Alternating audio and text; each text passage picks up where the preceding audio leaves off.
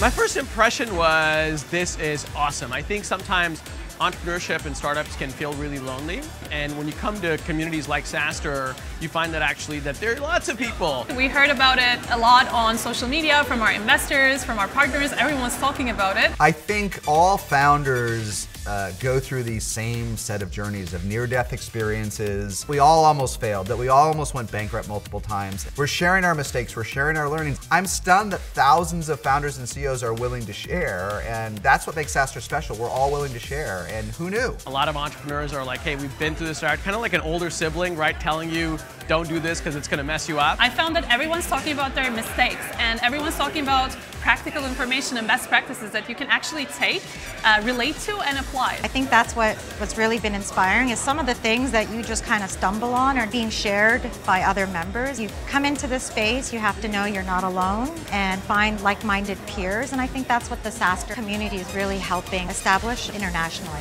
We have like folks coming from all over the world, and it's even more the case this year. I think the word is out. Like, SaaStr is the place to be for anything SaaS related. Attending SaaStr has really helped our business and the team. It's also given us a chance to network, peer, meet very similar companies and share war stories. So many of the founders came with the entire team, and they divide and conquer. You have the sales team going to that track, the customer success team going to that track and learning and getting all those best practices. So I see that as the perfect learning opportunity and education opportunity for your team as you're building a SaaS business. Well, SaaS companies are hard. There were a number of times the first 2 or 3 years we ran out of money, people kind of worked for nothing. A community like SaaS are so fundamental, right? We're all looking for our tribe.